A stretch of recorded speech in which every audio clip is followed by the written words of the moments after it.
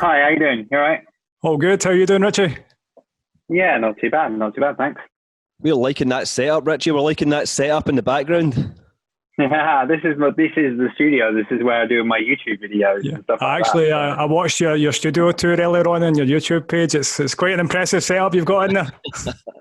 It's all right. It's one of those things that I've been kind of tweaking over the years and just kind of got better and better. The more I've kind of done it, the more I've kind of just invested in stuff, and you find out what works and what doesn't. So Awesome. Loving that sign in the background as well as that Everyday Hustlers.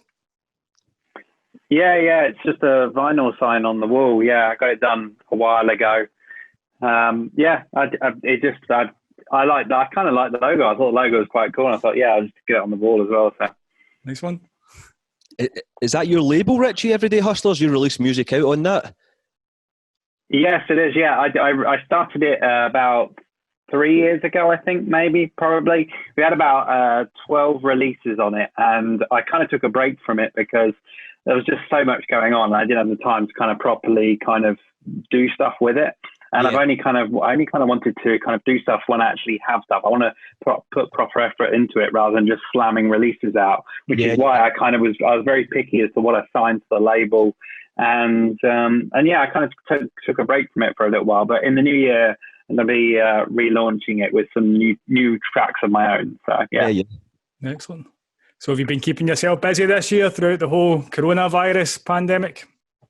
Yeah, I mean, God, it's been made me productive. Like the first month or so, I don't know how you guys felt, but like the first month, it was like, oh my God, what's going to happen? Gigs are gone and all that kind of stuff. But then then there was the uptake of people, hitting the studio and making stuff and, trying to collaborate online and learn stuff and everything else like that. So, whereas I would have been out gigging and doing stuff like that, I was actually doing just so much more online. Like I saw my YouTube stats and my YouTube subscribers just shoot up with the amount of people that were just learning stuff and looking at stuff. So yeah. It was pretty crazy. So I threw myself into making content for YouTube, doing some more courses, doing some more stuff for Pioneer and things like that. Yeah, just kind of keep myself busy. How about you guys? Yeah, all good. So you've been keeping yourself busy with the tutorial side of things as well. You've got loads of great content on your YouTube channel. Yeah. I've just been pumping it in. Like I started the year off. I set myself a challenge last December to do a tip a day in January. So every single day was a new quick tip, and so I had to record literally 30 tips and that was a real drive to get that all done. And I was still halfway through July trying to find the last video to go on July. So that was kind of what pushed me really into it. And then I kept going. I tried to keep doing, keep up with the content. And yeah, it's crazy. I've jumped God knows how many subscribers this year, which has been really cool. So I like to keep myself busy, and I get a lot of joy kind of doing that kind of stuff, like putting the tutorials out there and things like that. So it's good fun. Yeah, I think it's interesting that you mentioned the amount of free time that we all had, and I finally realised this year that I will never ever get everything done that I want to get done. That way it was like I even had 2 months pretty much off furloughed near enough from work, and I still couldn't get everything done, Richie. I just kept adding more to the list. That way it's like I'll do that and realise that in a lifetime I'll never get everything done that me, or especially what me and John want to do. But that's the thing. I mean, you end up with all these ideas, and you think, oh, I'm going to do these ideas when I get time. And then that time comes around and you realise you still don't have enough time to get it done. So there really isn't enough hours in the day, or the month, or the year.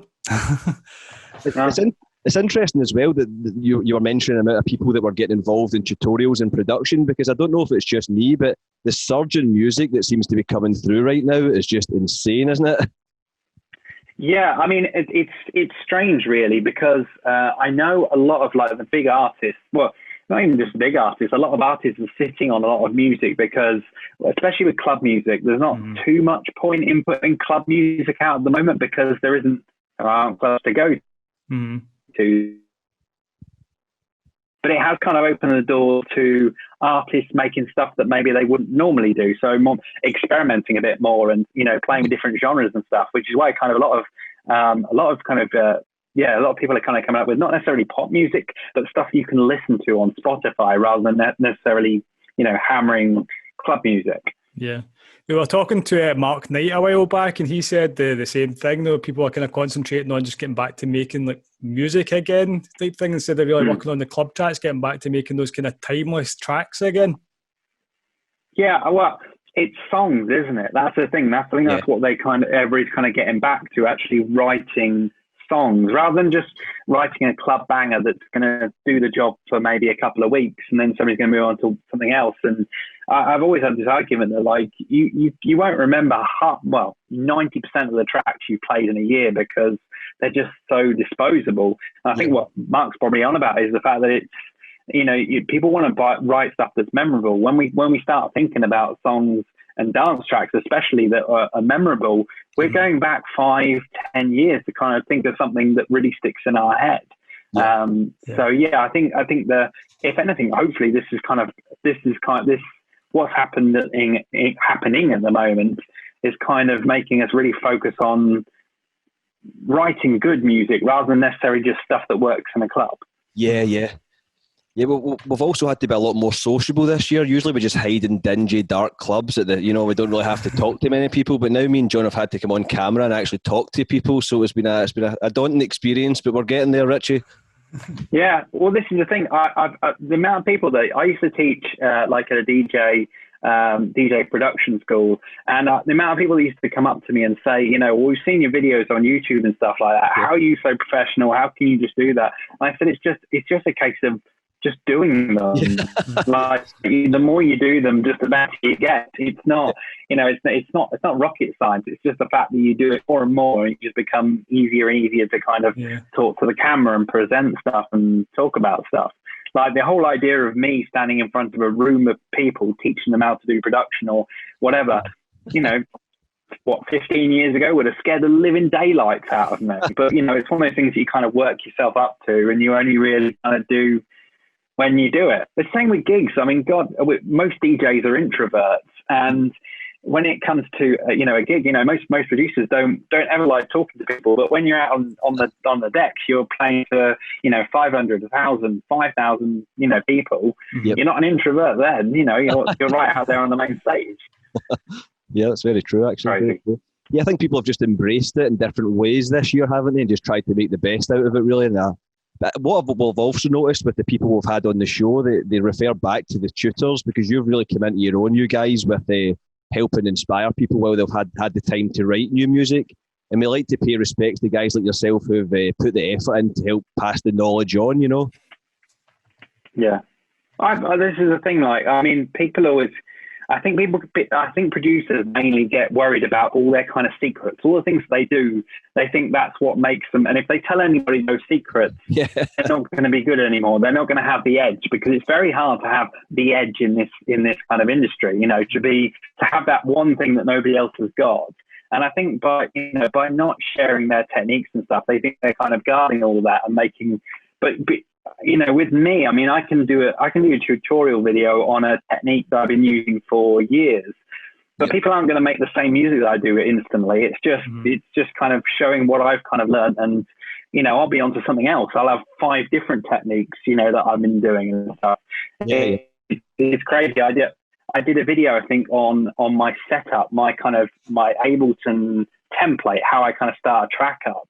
I did the video on that earlier in the year. And I've completely changed that. Like in the last 2-3 months, I've completely changed the way I work. So that's going to be a brand new video in the new year, because I'm like anybody else, you're constantly learning, you're constantly evolving. So this is the thing. I don't think putting content out, you should be so guarded about, because you'll always move on to something new. You'll always find something new that will give you the edge, that will give you, that extra little bit.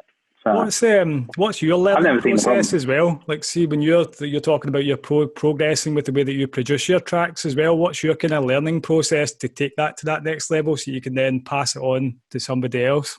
It's not like you do have music courses in school where they are quite linear as to what they teach you, but you can learn all that kind of online via YouTube, via different things here and there, and you kind of piece it all together. And I think that's the thing. I mean, I'm always learning bits from different people, YouTube videos, all the live streams that have been happening recently, watching like Disclosure making a track or whatever.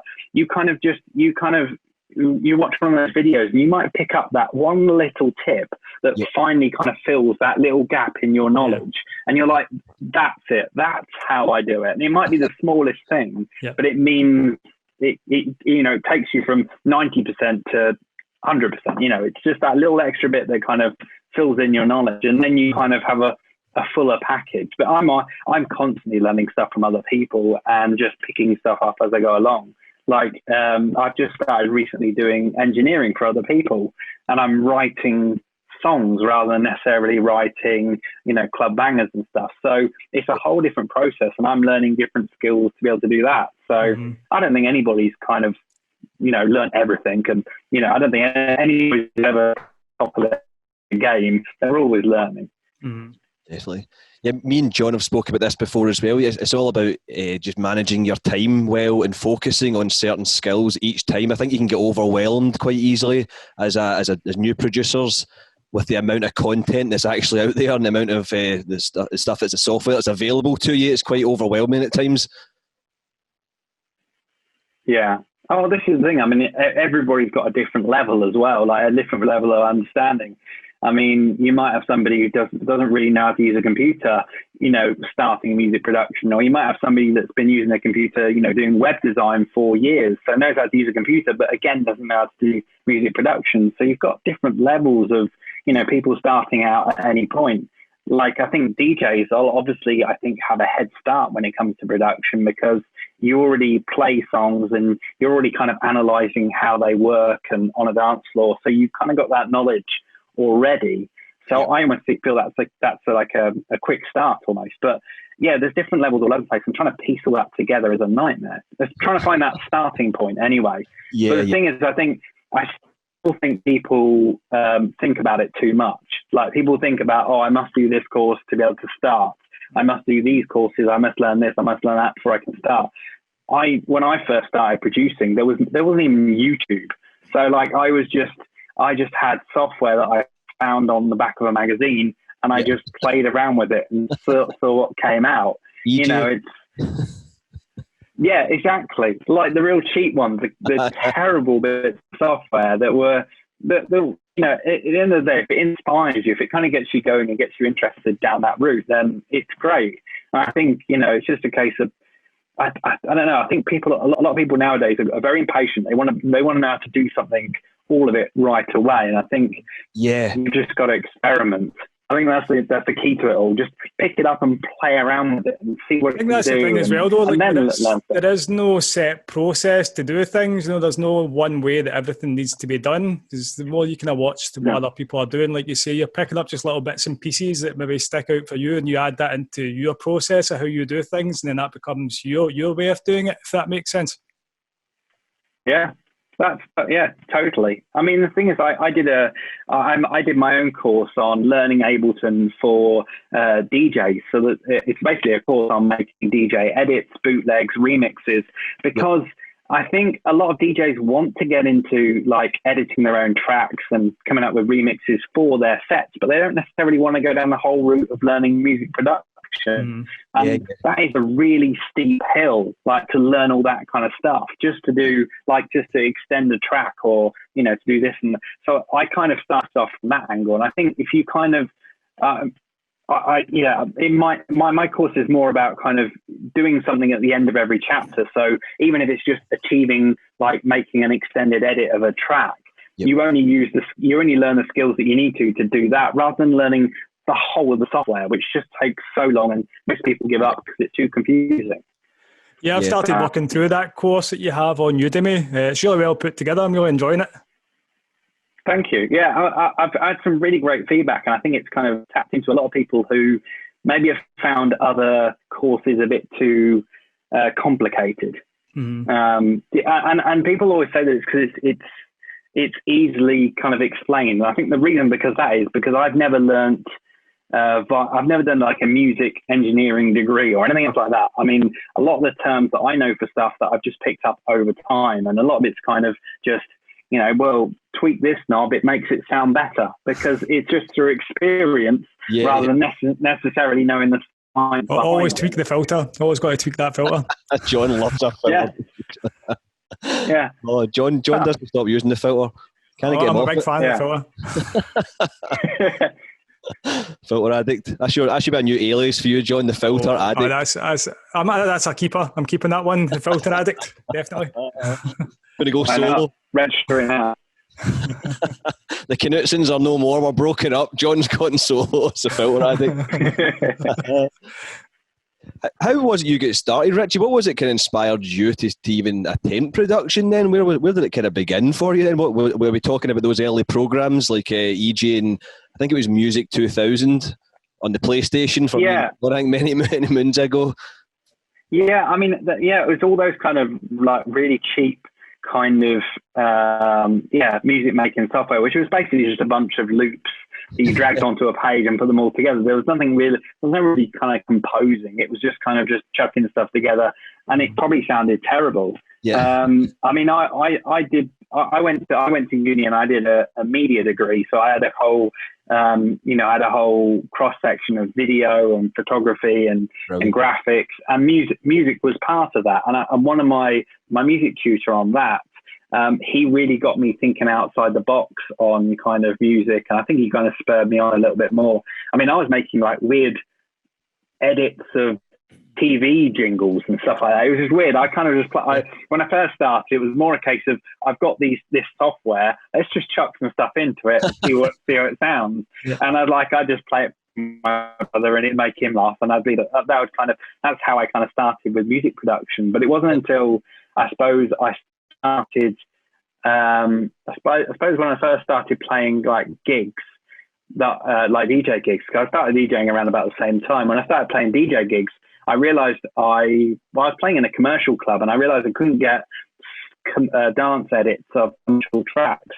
There wasn't that many great remixes around, so I ended up just editing them together, and that was I was doing that for about 5 years, just making edits of commercial tracks that I could play out, and some of those those were all over the internet and radio at the time and stuff. But it was just through the fact that I needed something to play out in the clubs, and it wasn't there, so I kind of just started making my own stuff. I think it was around about the time when like CD players started being used in clubs. Mm-hmm. We could use writable CDs to kind of finally play stuff rather than having to get a dub plate done or a set of 500 vinyls. Which is not cheap. That would have been pre-Ableton as well. That would have been before Ableton as well. Eh? That was. So I made most of my stuff in Sony Acid. Do you remember Acid? Oh yeah. I didn't really use it that much. I think I'd used it a couple of times, but I didn't really get into it.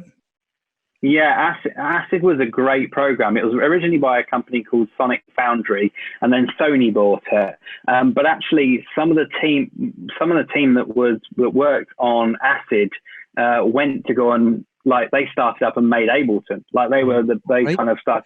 That's why it's kind of got a very similar kind of feel. It was mostly about samples. It was mostly about working with audio. It did have some MIDI support, but it was mostly about audio. So it was great for edits and things like that. Yep. And so Ableton was like this natural progression. So Ableton was a bit of a game changer when it came out, really. Yeah, totally. Yeah, I think I remember the Sony. It's an amazing bit of software.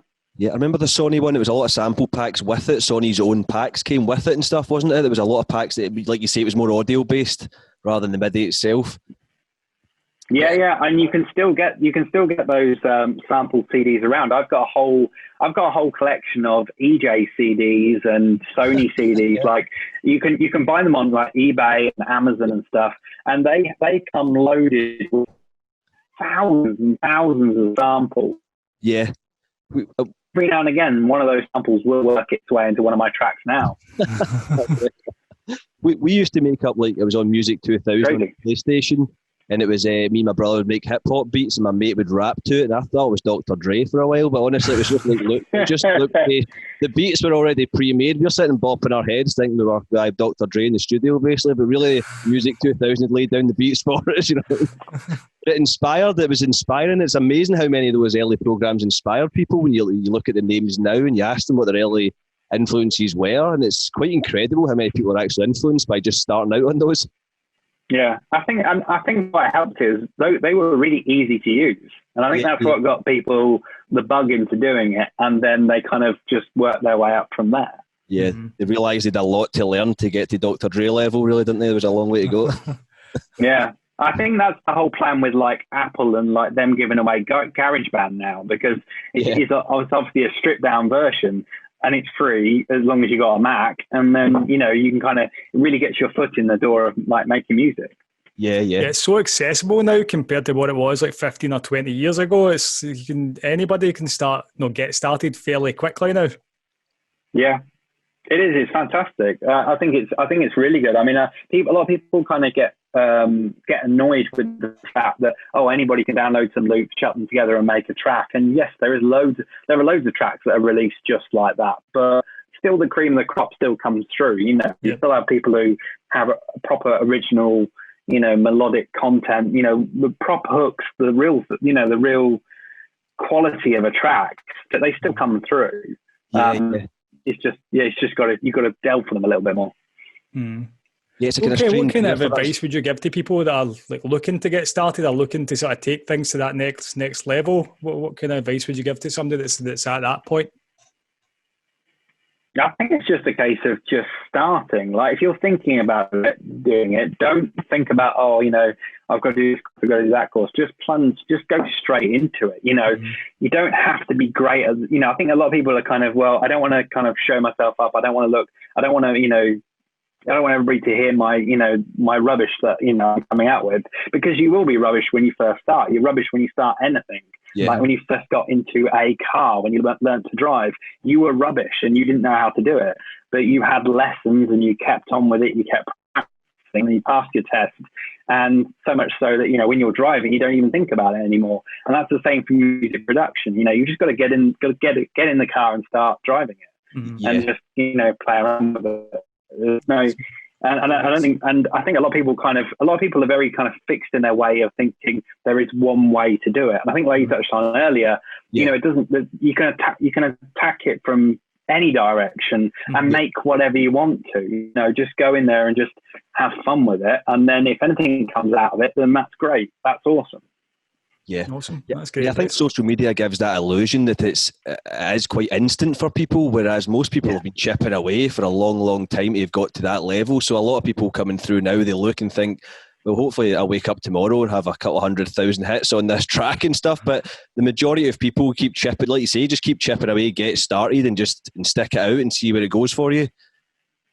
Yeah, I mean, this is the thing. I mean, there are always other ways to get around it. So, I mean, obviously hiring an engineer to kind of do the track for you will give you a track that is already very great.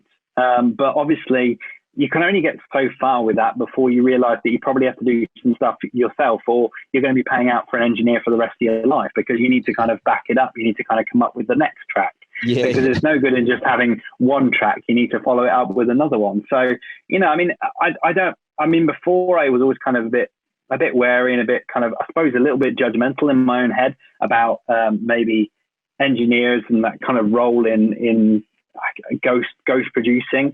Yeah. But it depends. I mean, there's so many really kind of, you've got to be everything in this game. You've got to be, a talented DJ. You've got to be amazing on socials.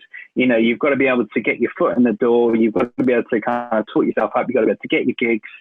And you've also got to learn how to make music and all that entails. I mean, I spend 90% of my time in the studio working hard, and I'm only just kind of getting the kind of tracks that I would want to out of it, let alone, having to do all the other stuff, which is why I don't always have a raft of gigs, because I, concentrate loads of time on the studio.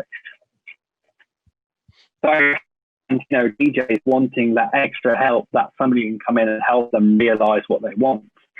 So, I mean, there's still no excuse for it. You can still learn at any point. You can still pick up Ableton, you can pick up GarageBand, whatever you've got in front of you, whatever you can get hold of.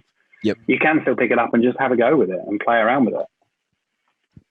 Yeah, you've got to be juggling many plates these days, I think, don't you? And just being all different kind of marketing and things like that. It can get a bit overwhelming, I think, in times. But because I was kind of hoping possibly to have a bit more time off work and possibly another lockdown, to be totally honest with you, to try and chip away at this to-do list and try and get some things done. Yeah. But It's not likely because I think somebody's granny got a vaccine today and it's looking like we're hopefully on the way out of this. Silver lining and all that, but I was kind of hoping for a bit more time, Richie, to be honest, to try and chip away at this to-do list, but it's not looking good, is it? At least we can get back out and start DJing again, though. So that'll be fun.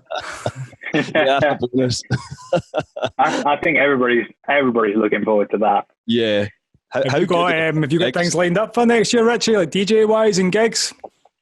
I tell you what, all gigs I had obviously were all cancelled, and I think people are still very wary about booking anything at the moment. There's a lot of talks about venues having like COVID policies and non-refundable deposits and things like that. I think a lot of promoters are put off by that. I know a few of them that are, have kind of booked me, have kind of pushed it. I think it's looking like my gigs, I mean, they might still come in if everything's good by summer. You never know, the gigs will probably pour in, but I think a lot of promoters are still being quite wary and saying, maybe, August, October next year, maybe that might be when we're starting to feel kind of comfortable. And that's another thing. It's like, if we all get vaccinated tomorrow, that's great. But when do we become comfortable in kind of, just coming out and doing what we would do before? Yeah, there's always going to be that bit of wariness right now, isn't there? I think there's going to be like a lot of people that when the vaccine does come through, they'll still be quite wary to go out and kind of get involved in these things again. So it's probably going to affect things for quite a while yet, even when we do start getting back out again. Yeah, I can understand everybody wants to do it because, I mean, it's fun. You want to do it, but I guess I'm always a cautious person anyway. And like you say, I mean, for producer nerds like myself, like the lockdown hasn't been that bad. It's been pretty much work as normal, except my weekends are now free. So There's actually a lot of producers we spoke to said they've never been busier. They just constantly had work coming in because they were in the studio all the time. It's very true. I mean, it's concentrated amount of time, and I suppose those DJs that that have been having it good and that have been kind of really working away on their gigs and stuff are finally at a stage where they can start thinking about what they're going to do next. And that's why I guess engineers are very busy at the moment. It's a good thing. I think everybody's benefiting at the moment. So I think next year we'll hear some amazing music. I think a lot of people are holding on to stuff at the moment. I can't wait to hear what's going to come out. Yeah, it's going to be incredible for sets out, even live music, live bands. Those first concerts are just going to be something really special, aren't they, next year, I think, when we finally get out of here, get going again. Although I think I'll always be scared. See, if anyone comes in with about 2 meters of me, I'll probably still shout at them. Like 5 years from now, I'll probably still have it built into me to tell people to get back. Yeah. It's kind of built into us now. It's got to that point. just wondering about the club with a hazmat suit on. I think it's made us a little bit paranoid, actually. I mean, I still, I've been going to like a couple of shops recently, just to like the essential shops, and just like, if people get too close to me, it's kind of no. And like, cause I hate the fact that it's done that. I never had that before, but now I've got this kind of inbuilt kind of reflex. So I'm like, no, 2 meters. I still find it quite strange to walk about in a crowded store with a mask on. It's really surreal. It's always some little granny that comes up that's the one that would probably be the worst off if they got it. They come brushing past you. You're like, I've got to get back. I'm doing it for your benefit here. So it seems to be that way, but it is built into us now, I think. Just it'd be funny to take a little while to shake this off, I think, wouldn't it? Yeah. Well, the thing, it's unprecedented at the moment. We haven't had anything like this before. So I think anybody can be forgiven for however they react to it. I mean, some people are just aching to get out again, and some people are going to be really, really wary about, going back to normal. So it's one of those things. I think it's going to be a lot of counselling after all this. Counsellors are going to do very, very well. Yeah. Just to ask you as well, Richie, just a slight change of subject. We need to ask you about the name, Dirty Secretz. Where does that come from? Is there a story behind that?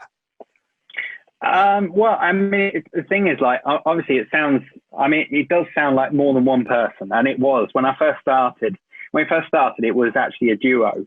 So I was mostly production and I was doing some DJing, and I met a DJ, and she was doing really well. She was massive on the scene in Leicester. And we kind of just started, we were gigging around the same time, or we started playing back to back.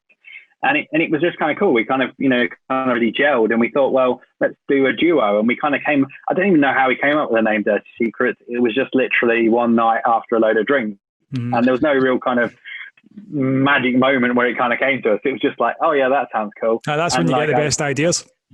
Yeah, exactly. And we were cool. So we put a Z on the end of it. It was one of those things. It was just kind of one of those moments. And it was a duo for about a year, maybe just over a year. But then she decided to kind of step back from it because she wanted to become a tattoo artist. And she's an amazing tattoo artist now. She's done all my arm and everything else like that. She's fantastic. But yeah, she decided to step back. And obviously by that time, I put a whole load of releases out. So I was like, well, I'm going to keep the name and just keep on with it. And so it's been Dirty Secretz for over, myself on my own, at least 10 years now. So it's been busy. But just when John sent over the message and it came through as Dirty Secretz, I was thinking, John, where's this going? What kind of text is this? What do you want to talk about on Zoom with me tonight? Yeah, it's one of those things that like, it's one of those things that always leads to the question in like interviews, like, what are your dirty secrets? And well, now that you mention it, Richie. Yeah, I think I give enough of them on my YouTube channel, to be honest. But that's the thing. I mean, it's one of those names that I've just kind of run with. I mean, I do have some new stuff in the pipeline, which will probably be under a different alias. So I'm still with Dirty Secretz. I'm still like putting stuff out as Dirty Secretz. I think I always will do, because I've got a sound, and that's kind of Dirty Secretz kind of sound. But there will be some new stuff that I'll be doing under a different alias. Is that a different type of sound that you're going for with the different alias? I think it's more listening music rather than clubbing music, rather than bangers. It's actually, because I've always kind of fought against myself, where I always like to kind of almost write a song. Like whenever I get a remix through, I'll use all the vocal because I love having vocal in a track, and that's because I feel more, I like to write something that's memorable, and I want to write a song rather than just a club track. But yeah, the Dirty Secret stuff, I mean, I could keep with that, but I think it would make more sense to do it out on a new alias. And I'm also going to be working with some singers and things like that, stuff that I've not really done much before with as Dirty Secret. So just to kind of keep that clear boundary between the two. Yeah. Awesome. Am I right in saying that you are a Pioneer representative as well with the technology you use and stuff? Yeah. I've been working with Pioneer for a good many years now. I mean, it was. I have a friend who works with Pioneer, and I've always been kind of this evangelist for technical equipment, DJ equipment anyway. And going back over years, I mean, it's not on my current YouTube channel, but the YouTube channel I had before, when YouTube first started, I was actually doing kind of DJ bits on there. I worked with several companies over the years, and I have a friend that was working at Pioneer, and he's worked his way up as time's gone on, and he kind of knew that I was still into my gear and stuff like that, and he kind of got me involved with it, and I kind of I've just had a really tight relationship with them since. I mean, the main bit of kit that I always kind of talk about is the DJS 1000, their sampler, and I kind of did the first showcase video for that, which was really cool. I really love doing that, and I think it's because I do see myself as a producer DJ, and I'm bringing those kind of production elements into your set. It's just really cool. So as soon as they kind of like launched that, I was like, yes, that is everything. That is everything that I want. So it's been a privilege kind of getting involved in that, and that's just kind of led on to other things. So I've kind of just been working with them ever since. In fact, I've got the synth they made, the AS1. I've got a preset pack coming out for that within the next week. Have they made a synth new as well? I'm still working with them quite a bit on that kind of stuff. Yeah, I do have it here actually. I'll just conveniently reach the other side of my studio. Set up. Okay. Oh, brilliant. Yeah, it's this little thing. So it's the AS1. It's this tiny dinky little synth. Wow. And yeah, it's a mono synth. It's got like Dave Smith filters in and everything else like that. But it's got a wonderfully kind of warm sound, and it's great for bass. It's so good for bass. Brilliant. Well, that's interesting. That's interesting to see Pioneer reaching out with these, with the synth world, because it's so popular again. But the hardware seems to be making a comeback again now, doesn't it? Yeah, it certainly does. I think it's strange because I mean, look, it's a lot. Obviously, I think it's because you can, like you touched on earlier, you can just get the software and you can produce a whole track just in software, and it's so easy to do that. So I think some people, to kind of stand out a bit, are now going back into getting instruments and external equipment. So it makes them sound different and makes them stand out. So yeah, there's a big push in it at the moment. So it's great to see. It's nice to kind of see that hardware coming back again. Yeah, it's interesting. Yeah, like having that on, like while you're doing your set as well, as we say, just that gives it that extra dramatic effect to the whole performance you're putting on. Yeah. Well, that's the thing. I mean, you can just, you've seen, DJs over the years, you can just mix on 2 decks, but obviously there's been DJs, mix on 3 decks, 4 decks, use X units, DJs who use laptops and stuff. And I think it's just a natural evolution of, where stuff is going. And I think it's just nice to kind of bring some live stuff into the set. I mean, I think there's an argument all the time that DJing become too easy.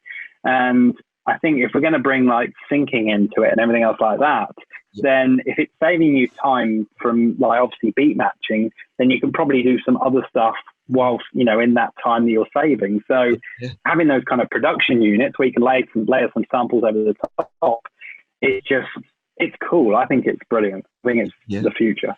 It keeps things interesting for the DJ as well, when they're always kind of getting to be more creative on the set and when they're working the decks. Yeah, I think so, especially if you're a duo. I mean, there's nothing worse than if you are going back to back with somebody, you're just standing around for 6 minutes while they're mixing in a track. Ordering the coffees. Yeah. Iced teas, John. Yeah. I mean, God, with like DJing has become really quite easy to do now. I mean, obviously there is still song selection and everything else, which kind of really makes a set. But if you're a duo, then there's going to be a lot of time where one person is not going to be doing too much. So it's great to be able to have that extra level of something that they can do and bring something to a set, and also it's kind of cool just to have a live element rather than necessarily everything being kind of pre-recording, having something that's kind of different every single time. I think that's really cool. Paul order one of those Pioneer synths. with the DJ duels, I find it interesting just to change John's pitch or his tempo just as he's on the decks, and he doesn't actually realise that I'm completely wrecking his mix for him. Did you realise that before, John? Not before, but I do now. I'm going to remember it. That's how I keep entertained with a back to back. You always leave me the worst ones to mix as well. You always hold those mixes well together, considering I'm changing the tempo behind your back. It's a challenge for you, John. So I think the Pioneer have got a really great ecosystem as well with all the technology they've put out there, because they're really catering for everybody, from the person that's just starting to like total professionals like yourself that are showcasing the kind of high-end products as well. And everything seems to be well integrated together. It's like when you go from one unit onto another one, it's not like a whole new massive learning curve. Everything kind of makes sense. Yeah, I think it's great for, especially with the all-in-one controllers are fantastic for people coming through, like young DJs and stuff. It's still not cheap, but it's cheaper than getting a full club system. And I think, like you say, I mean, it's pretty much got the same controls there. If you did walk into a club, it's not going to be as difficult to kind of pick it up. Like when I first started DJing, I had belt drive turntables at home, and you walk into a club and they've got Technics, and that's like a whole different experience. Yeah. And of course, if you haven't got a pair of Technics or direct drives, then you're completely screwed, because it's a completely different way of touching the record, and you can be a bit more harder with it. Yeah, you always had to be very gentle with the belt drives. It was like just blowing up. Exactly. When I first got out to clubs and I was using the Technics, I was like, I'll be really kind of gentle with them, and everyone you know, you could almost just spot a belt drive DJ from a mile off because like you can just see them just. It took a bit of strength to pull that platter back, I think, didn't it? When you first went on it, it's like, wow, it took you with it. Yeah, it took a full team to carry a Technics 1210. They're so heavy. Yeah, it is crazy. And I remember turning up at a venue and they had the Newmark decks. Was it Newmark? I think it was Newmark decks.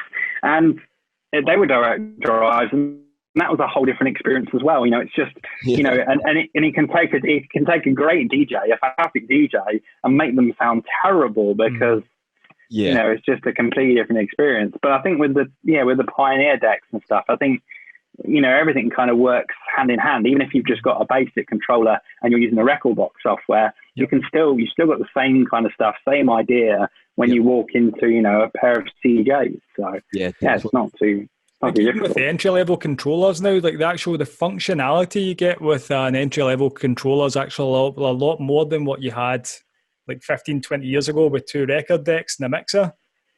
And it's a fraction of the cost as well.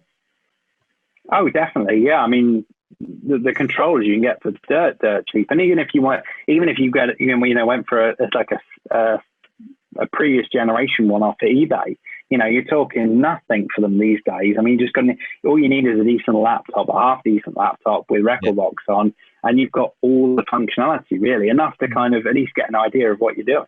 Mm-hmm. I think we can just thank Pioneer right now. Thank you, Pioneer, for making our lives so much easier than what it was before. Because me and John were just talking about that the other night. I was saying to John, when you turned up to the club and there was an Allen and Heath mixer with about 8 channels and 5 of them were falling off and there was bits all missing and you were just looking at it your first couple of gigs and you just wanted to cry. It's like, what's going on here? Basically, you know what I mean? You've spent hours, days, months learning your own equipment, and then you turn up at the club to something that's had a few beers spilled on it and the faders are falling off, and it's just like, so thank you, Pioneer, from the bottom of my heart. Thank you.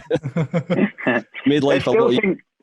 There still seems to be this divide, though, between Pioneer and Allen and Heath. I mean, the amount of DJs, especially tech house DJs, for some reason, like a number of them that I talk to, they always prefer the Allen and Heath mixers, and I'm not 100% sure why. I really don't quite know. I've always been a Pioneer person, and you know, luckily it is kind of industry standard. You've got to go out your way to get that Allen and Heath mixer in. Yeah. But yeah, I don't know how I don't even know how I'd deal if I had an Allen Heath mixer in front of me now. I'd be there for about 5-10 minutes trying to figure out what it does. What it does. I always got annoyed by the way that they used to cue the headphones on Allen Heath mixers. It was a really strange way of doing that. Yeah. I think I've only tried them once or twice, but it was a long time ago. I can't even really kind of remember how it was usable. Yeah, I remember them being fun and games. I remember learning that the hard way, John. I told you about that one when I flicked the fader over and thought I'd mixed it perfectly for the other track, but I'd turned the wrong fader up. It was just silence on the one that I thought was about to play. And it sounded great in the headphones, though. It sounded beautiful in the headphones. Not so much in the club, though. But I think that's it. Yeah, I think just simplifying the equipment has made things, and like you say, free up a bit more time to focus on other things, really, isn't it? Yeah. Oh, exactly. I think this is the thing. I mean, a lot of people kind of, I suppose the old school that have learned how to mix, to beat mix, with vinyl, the hard way. Those are the people that kind of get annoyed by sync. But I really don't think that beat matching is as big a skill as they think with DJing. I think it's one of those things that, yes, I mean, it's fantastic. You can do it and you can be put onto some vinyl and you can mix, and you can go on to CDJs and you can mix. Mm-hmm. But you're very rarely going to be put to that test. You'll be put in a club where you've got some CDJs and you can just use them. The only argument I have for it is that if you are going to use things like sync, then you better be doing some other stuff with your time. Yeah. Doing it because you're lazy, then it's a bit of a poor show, really. Yeah. But I think I honestly don't use sync between two CDJs like this. I know the facility's there, and I kind of see it, but I never usually use it. The only time I ever use it is when I have the DJS, and I will have that synced to whatever deck is playing, just because I've got all the samples there. I don't want them to run out of time. You know, I'm doing complex things with that. I don't want it to go out of sync. If you're making a track in Ableton, imagine trying to beat match 12 different layers at the same time as composers. Yeah. It's like, why would you do it? Like, you imagine Chemical Brothers with their massive setup, and every single element is just running out of time. It would just be, it would be a stupid thing to do. Those shows would be completely different. Yeah, that's why. Yeah, exactly. It would just be, it'd be very random. It would be very avant-garde, I think. But yeah. At least it would look like you're putting the effort in, though. You're trying to do something. Sweating. I know. Yeah. That's like DJ nightmares right there, isn't it? I'm the same though. Like I still like to beat match. Just I feel like you listen to the music a lot more and you get a bit more into it just by matching those beats. Like, and it doesn't really take you that long anymore either. Like once you've kind of got that skill, you can do it fairly quickly. I just find that I listen to it a bit more intensely when I'm matching the beats at the start. Yeah. The thing I find funniest at the moment is the DJs that are coming through at the moment are learning on the standalone bits of kit. And the standalone bits of kit only have one screen, and it actually shows both tracks on them. So they actually kind of visually look at the tracks as they're playing and match them up visually rather than with their ears. Mm-hmm. So you find a whole load of DJs coming through at the moment that visually mix rather than necessarily with their ears. So when they do come to using individual like CDJs, it is a little bit harder. But whenever I was kind of going through and we were teaching them, I'd always kind of clear the screen. So I put it on browse mode, so it was browsing for the next track. So they couldn't see the two waveforms side by side. Okay. Yeah. Because if they do that, then they're not relying on their ears; they're just relying on visuals. And you can't, like you say, you can't always do that. Yeah, you need to kind of learn how to do it by your ears. To train their ear. Interesting. Yeah, it's one of those things. It's one of those problems that has come up with advances of technology. The advances of technology have helped, but they've also given us a new hurdle to get over. Because if you don't have that screen, then you're not going to be able to mix. People are going to really struggle. I think it's about taking the best from modern technology, because I do a little bit of like scratching on the CDJs, but I actually like to look at the sample. But when it comes to mixing, like John says, I'll do it by ear, just from the old habits of doing it. Because when we do a wee bit of cutting and things, I find that I get into the groove better with the cutting and stuff, because your ears have already attuned to what's each song's playing, kind of thing. I couldn't cut between songs just looking at a waveform, because you're kind of just cutting and hoping, cutting between it and hoping it's going to, something. If you're hearing it already, right, I know where that's going to go next. For cutting it back forward, so it's just try to use technology but not rely on it completely. All right. How about the new kind of CDJ way where you can see the needle on the record? Have you tried that out? No. Wow, just well, on the CDJ 3000s and on the XDJ XZ, the all-in-one unit. Actually, in the middle of the jog wheel is a readout, which actually shows a needle going round, so you can kind of see the starting position of it, and you can see it against the cue marker, so you can actually scratch the cue marker. Is that on the DDJ 1000 as well? I think. It might be. I'm not sure, to be honest. Yeah, I've got the 900s. I think I know what you're talking about there, Richie. I think that's the same. It's just the line that will go round in the middle of the platter, basically. Yeah, that is handy. I must say that is really handy.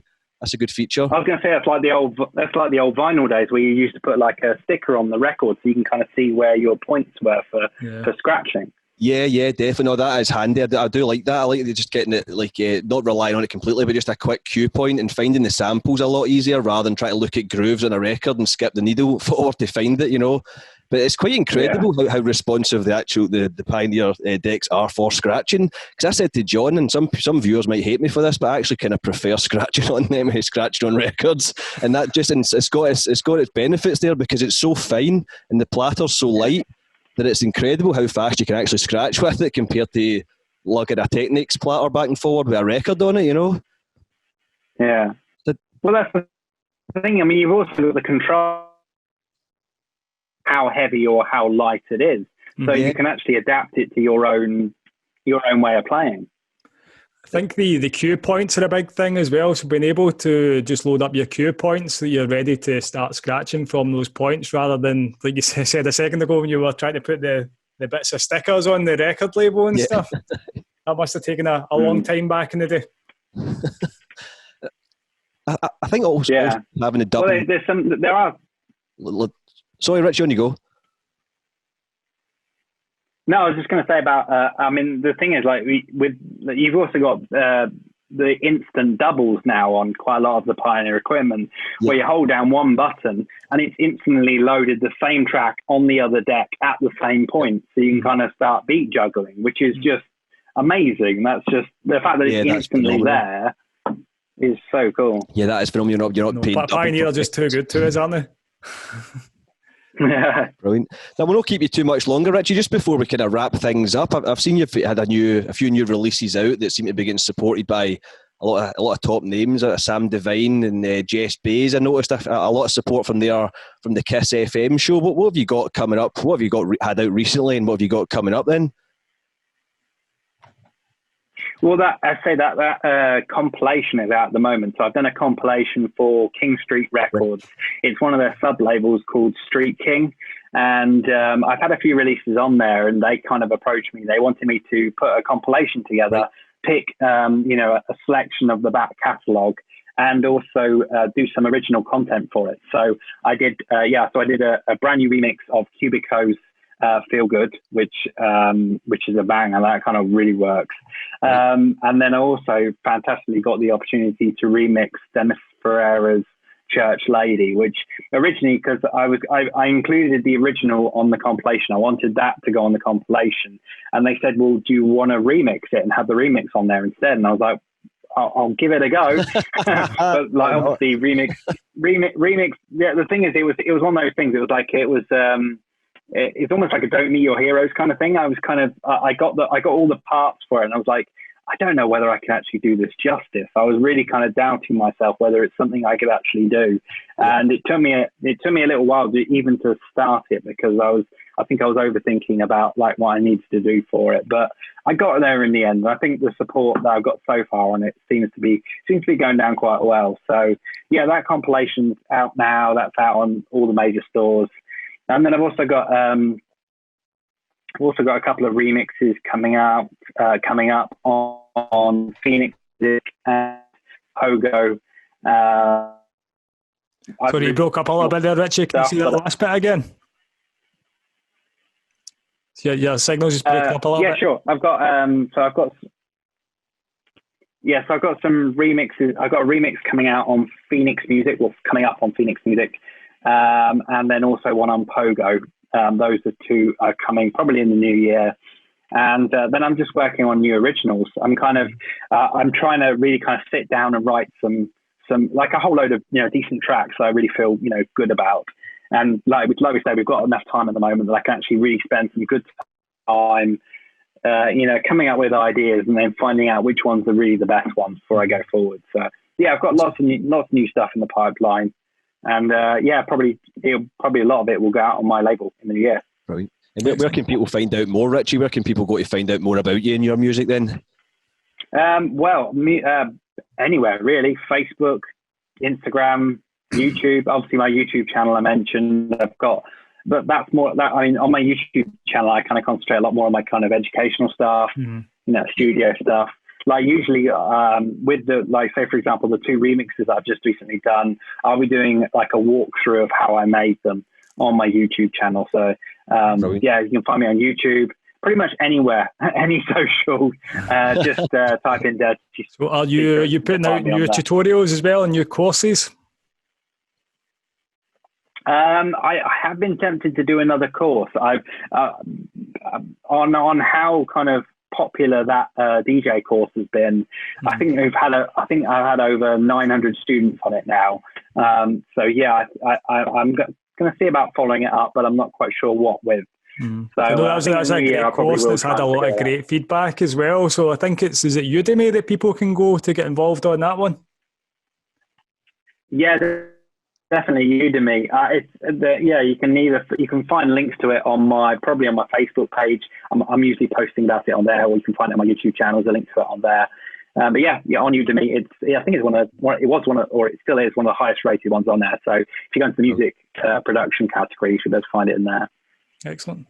Superb. Unreal. Thanks for taking time out, Richie. Have a chat with us this evening. It's been unreal. It's a good chat. It's like three kind of music geeks chatting about music. It's been brilliant. It's been great fun.